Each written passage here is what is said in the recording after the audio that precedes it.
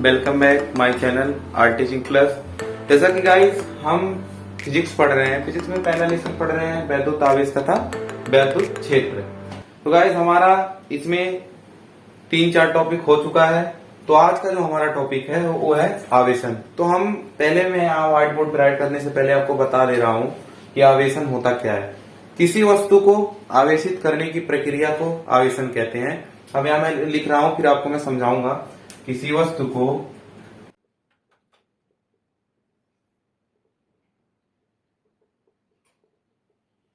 आवेशित करने की प्रक्रिया को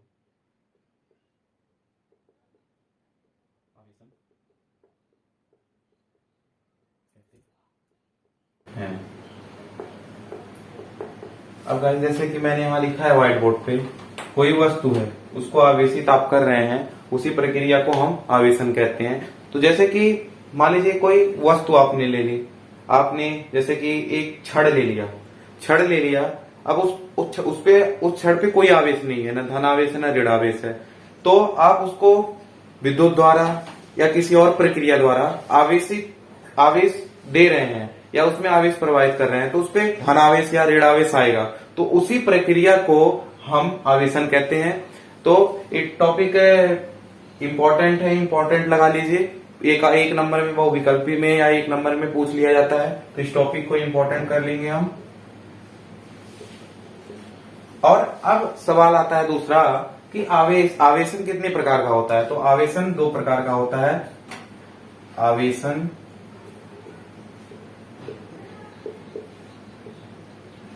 2 प्रकार का होता है। पहला संपर्क द्वारा आवेशन,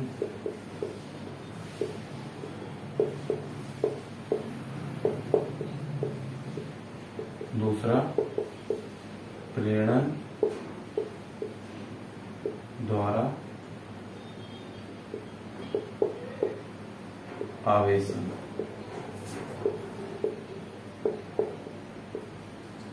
तो गाइस यहाँ हमने आवेशन पढ़ लिया। किसी वस्तु को आवेशित करने की प्रक्रिया को आवेशन कहते हैं, मैंने आपको समझा भी दिया। अब दूसरा क्वेश्चन आया, आवेश कितने प्रकार के होते हैं। आवेश 2 प्रकार के होते हैं। पहला संपर्क द्वारा आवेशन, दूसरा प्रेरण द्वारा आवेशन। तो गाइस हम अब पहला देखते हैं, पहला पॉइंट संपर्क द्वारा आवेशन। संपर्क द्वारा आवेशन होता क्या है। संपर्क द्वारा आवेशन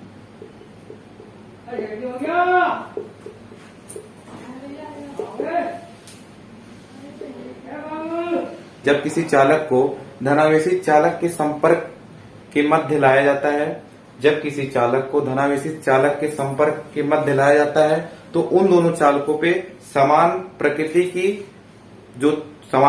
की आवेश है वो फैल जाती है। जैसे कि मैं यहां लिख रहा हूं, जब किसी आवेशित चालक को धनावेशित चालक के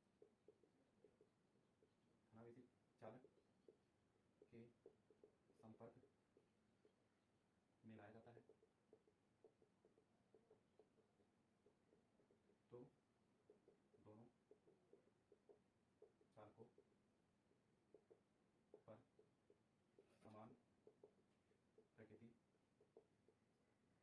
पर समान प्रकृति की आवेश फैल जाती है।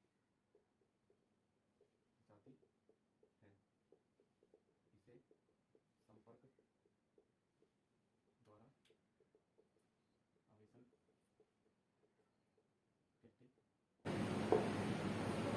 हैं।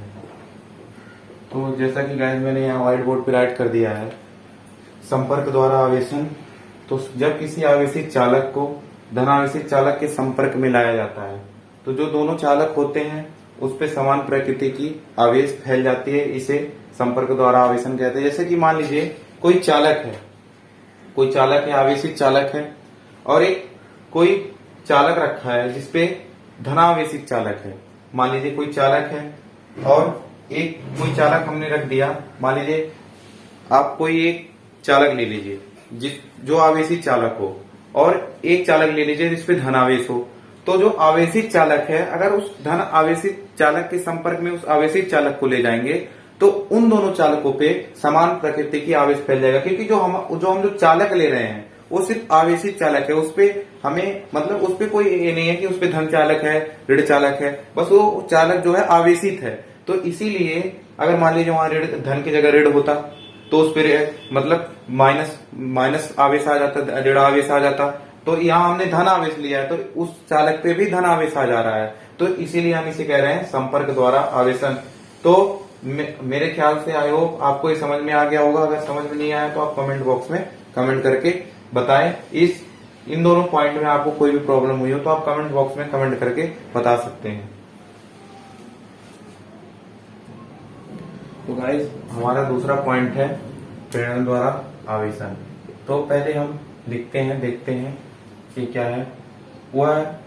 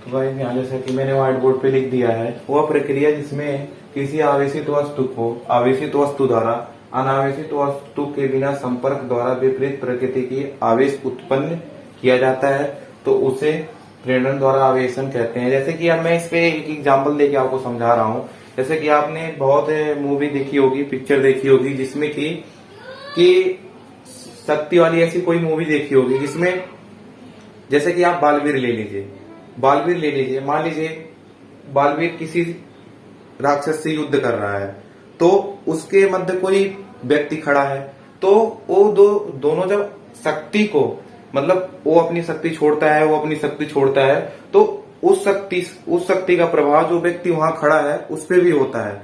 तो मैं बस एक छोटा सा उदाहरण देना चाह रहा हूँ, क्योंकि ये सब जो पॉइंट हैं कोई इंपॉर्टेंट नहीं है, ये पूछी नहीं जाती हैं, बाई चांस ही पूछ ली जाए।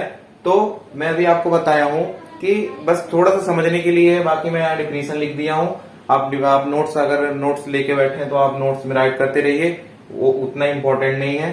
तो गाइस ये हमारा प्रेरण द्वारा आवेशन भी यहाँ टॉपिक खत्म हुआ। अगर आपको इस टॉपिक में कुछ समझ नहीं आया हो तो आप इस टॉपिक में कोई भी पॉइंट कहीं भी समझ नहीं आया तो आप कमेंट बॉक्स में कमेंट करके जरूर बताइएगा। तो गाइस हमारा जो नेक्स्ट टॉपिक है वो हमारा नेक्स्ट टॉपिक है आवेश के गुण। अब हम यहाँ पढ़ेंगे आवेश के गुण। आवेश के गुण, आवेश के गुण। तो गाइस आइए हम देखते हैं आवेश के गुण। आवेश दो प्रकार के होते हैं, जैसा कि मैंने आपको पहले ये सब टॉपिक हमारा हो गया है, बस हम लिख रहे हैं। आवेश दो प्रकार के होते हैं। आवेश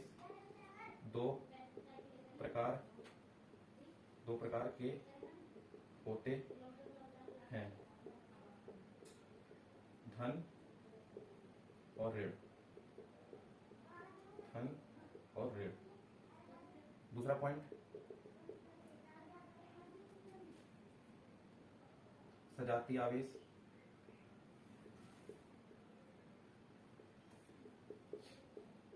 सजातीय आवेश प्रतिकर्षित करते हैं। विघातीय आवेश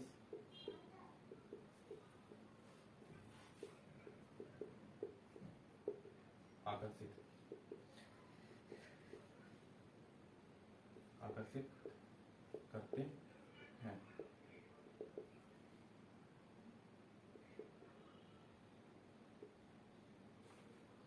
आवेश में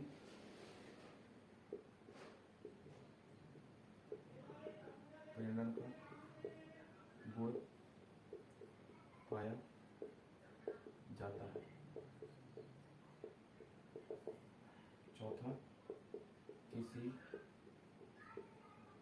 निकाय का कुल आवेश संरक्षित रहता है। तो गाइस, जैसा कि मैंने यहाँ लिख दिया, आवेश के गुण। आवेश दो प्रकार के होते हैं, धन और ऋण। सजातीय आवेश प्रतिकर्षित करते हैं, विजातीय आवेश आकर्षित करते हैं। आवेश में प्रेरण का गुण पाया जाता है तो किसी निकाय का कुल आवेश संरक्षित रहता है। जैसा कि आवेश दो प्रकार के होते हैं, हमने पहले ही पढ़ लिया। हम जो पीछे टॉपिक क्लियर किए हैं उसमें सब हमें पता चल गया कि आवेश कितने प्रकार के होते हैं, ऋण और धन। सजातीय आवेश प्रतिकर्षित करते हैं, विजातीय आवेश आकर्षित करते हैं, ये भी हमने पढ़ लिया था। ये हमने पढ़ा था, आवेश के प्रकार में पढ़ा था, ठीक है।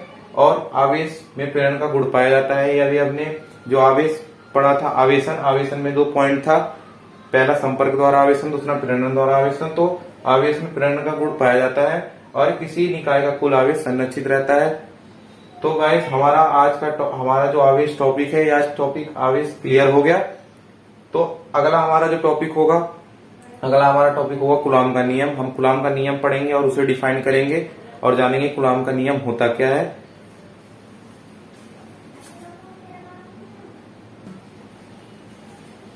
तो गाइस, जैसा कि अब हम कूलॉम का नियम पढ़ने वाले हैं। आवेश हमारा टॉपिक खत्म हो गया, आवेश पूरा टॉपिक खत्म हो गया। अब आवेश में अगर कोई भी प्रॉब्लम होती है, आवेश पूरे टॉपिक में कोई भी किसी पॉइंट में कोई भी आपको प्रॉब्लम होती है, आप कमेंट बॉक्स में कमेंट करके बताइए। उसका सोल्यूशन आपको नेक्स्ट वीडियो में या उसके लिए अलग वीडियो बना के अपलोड कर दिया जाएगा। तो आइए हम देखते हैं कूलॉम का नियम। कूलॉम का नियम होता क्या है। तो गाइस, ये जो हमारा टॉपिक है नेक्स्ट, कूलॉम का नियम। कूलॉम का नियम।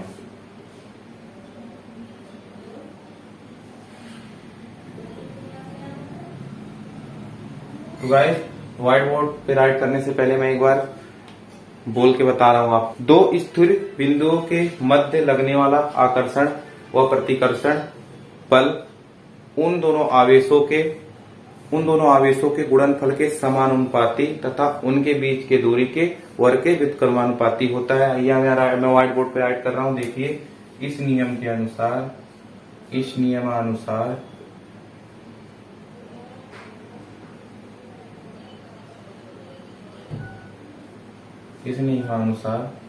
दो स्थिर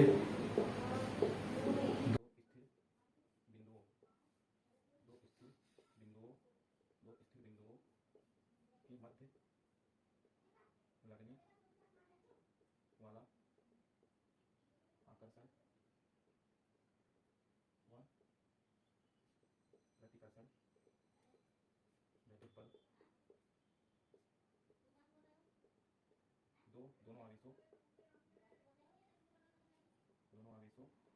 वैद्युत बल दोनों आवेशों के गुणनफल के समानुपाती व उनके बीच की दूरी वर्ग के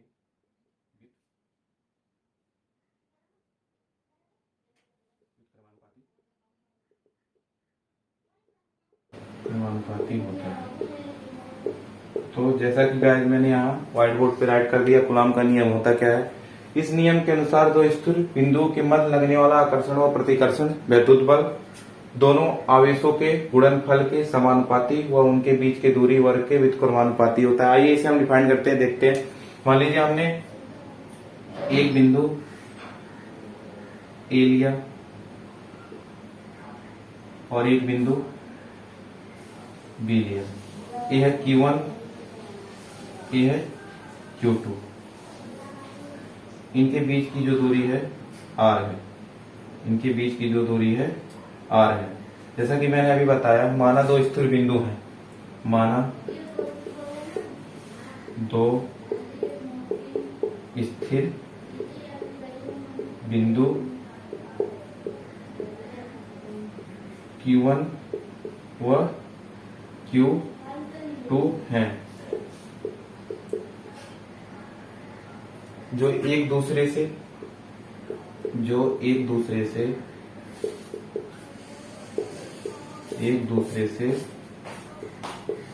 r दूरी पर स्थित है।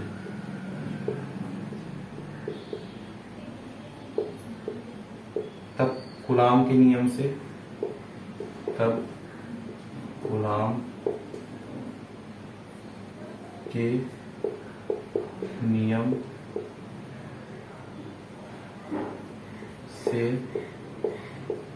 F समानुपाती Q1 Q2, F समानुपाती 1/r², F व्युत्क्रमानुपाती 1/r²। तो गाइस, जैसा कि मैंने यहाँ लिख दिया, इस नियम के अनुसार दो स्थिर बिंदुओं के बल लगने वाला आकर्षण और प्रतिकर्षण वैद्युत बल दोनों आवेशों के गुणनफल के समानुपाती और उनके बीच की दूरी वर्ग के व्युत्क्रमानुपाती होता है। हमने दो बिंदु ले लिया Q1 Q2, माना दो स्थिर बिंदु हैं Q1 Q2, उनके बीच की दूरी क्या है, r है। तो तब कूलाम के नियम से F समानुपाती Q1 Q2, F व्युत्क्रमानुपाती 1/r²। तो आप नोट्स में मेरे ख्याल से उतार लिए होंगे, तो मैं ऊपर से अब मिटा रहा हूं।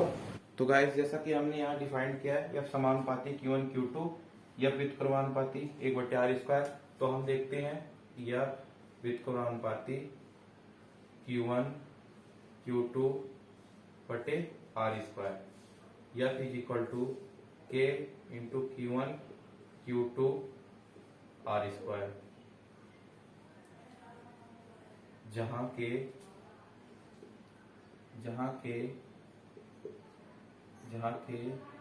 एक